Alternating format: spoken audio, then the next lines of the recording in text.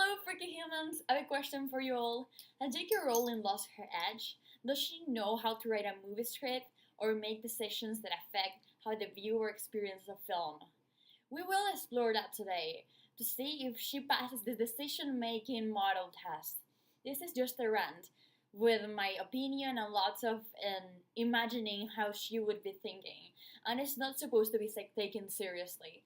But I do hope that you can learn more about different decision making strategies with a little bit of humor. Quick disclaimer, I will focus a lot with all the deal with Credence, and I will try to ignore the rest of her many mistakes. And even though I didn't agree with that decision, it couldn't be happening to a nicest person. I love Ezra Miller. Obviously, spoilers for Fantastic Beasts: The Crimes of Grindelwald. First, I would like to start with formal logic to see if she's using that, which is a system of logic that abstracts the form of thought from its content to establish abstract criteria of consistency, and was created by Aristotle.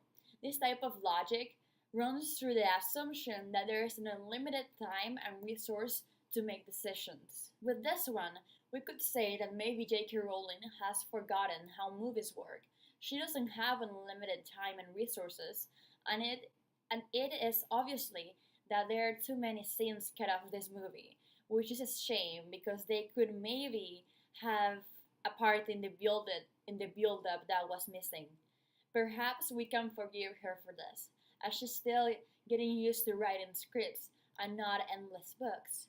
Maybe the lack of proper build up was what failed, as she had no idea we have no idea how the birth of Credence would have worked, or why they would have sent him to the USA. There is no build-up for the ending. The actors don't even look alike, which, for me as a fan, is really annoying, as it seems she doesn't care about the continuity or the canon we all learn and love and just adore every detail of. This goes back to J.K. Rowling making her decisions as if patience and time were endless. On the other hand, maybe J.K. Rowling thought that the audience would have unlimited patience and understanding. Maybe she thought she could explain in the next movie, and that those 2 years in between wouldn't be a problem. I heard the cast describe the movie as the Empire Strikes Back of the Wizarding World. This is interesting because even if they have investigated a bit further, they would have understood and making different and reference to the Empire Strike Back being timeless, which of course it is now.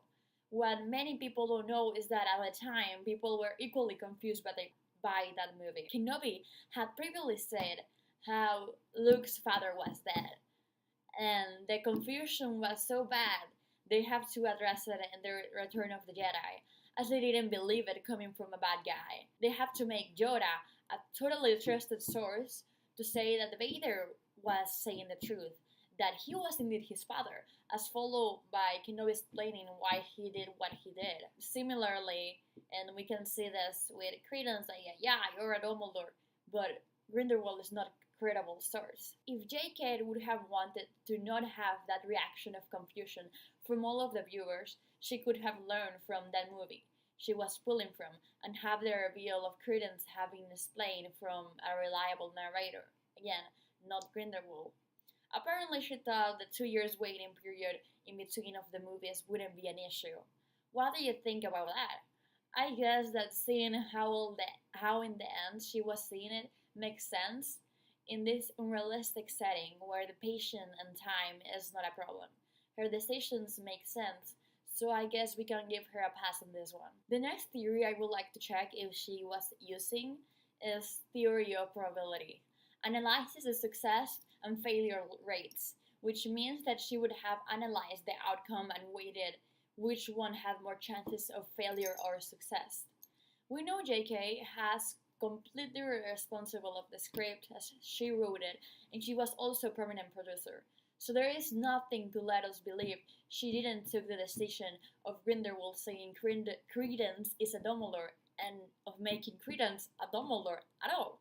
So if she used this path, she would have thought that fans will love this, that the success rate of this would be higher than the failure rate. And although reviews have been such a mixed bag, I think at least we are all just confused. We know Dumbledore's family had only two siblings, and that her mother was killed by a younger Ariana, who was obviously an obscurus. Herself died at 14, so she couldn't have a kid, as she died young and was always in her home, as she was sick and afraid.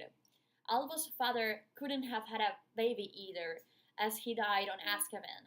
There is no way with the current continuity of Albus Dumbledore having another brother. It would be a reckon, and that is completely possible. But for a series that is supposed to be further building the wizarding world, bringing more of the adult world and other countries, JK has destroyed world building instead of building it. From Minerva McGonagall being alive at the time, to Dumbledore giving defense against the dark arts instead of transfigurations, the way his relationship with Grindelwald was being depicted, creating an unbreakable path that would make no sense because they have fought, aka when Ariana died. And with all that reasoning, it's impossible she thought the odds of that specific retcon would have been successful. More than a failure. More when you already have an Oscurus in the family, and they're supposed to be super uncommon. And the story in general has no sense. And why would Dumbledore will not know? He knows everything, and why would that brother be going to the USA? So there is. I think she didn't pass this one. Sorry, JK. The next one is utility. That, as the name suggests, is taking a decision by one that would be more beneficial, profitable, useful. I will argue the breaking of canon is not beneficial, but I guess it will be biased. She probably thought that by making Credence a Dumbledore, people will care more about him, and she needed new characters to get more traction, to sell more wands and all the merchandise in the movie. But she's rich. That I don't think she will be more worried with her legacy than some extra bucks, as she's losing trust and love from more and more fans by the day. With her tokenism, talk of Native Americans, her lack of characters of color, decision of treatment of those characters. Did you guys notice the treatment of the woman of color got in this movie?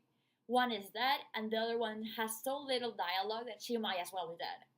I think she talked more as a snake in the Harry Potter movies, to be honest. What she has done with the queer characters, promising to show us the relationship between Grindelwald and Dumbledore, but not only ignoring it, but making a pity explanation for why they wouldn't have fight. In general, she uses her SJW card to get the support of the people that grew up with the books, but then she blindly lies. This is making so much people upset. I haven't talked with a fan that could defend her actions. What will be her legacy when she's gone? I would like to compare this again with Star Wars, as George isn't famous for having too much power in the Star Wars prequels, as well, and made decisions that weren't so politically correct, either as his depiction of people of color as aliens like Greedo, etc. He had to give up his power over the franchise to Disney completely, and although any Star Wars fans will deeply respect George, they know he isn't responsible for all of the magic. Of course, he never treated his audience as she did, and he never had this autonomy of the franchise as JK does, as he did not create the extended universe. In this way, JK, besides the cursed child, because we don't talk about that piece of fanfiction, has created all of the material for the saga. But if she continues with her prequels in such a way, she might lose control of her ship too. Just to clarify, I do love the prequels, but the difference with both of these prequels is the demographic. Because George has always been really clear, Star Wars is for 8-year-olds, and me as an 8-year-old loved it. While JK wanted to do the opposite, she wanted to grow the characters with the audience, leaving the school grounds of Hogwarts and following adults, but failed to maintain that audience, not only her reception, but in the box office. As this one baddest box office yet. How would that losing of control of her ship will endanger her legacy? Honestly, I think it's only time will tell, but I have to give her a fail in this one too.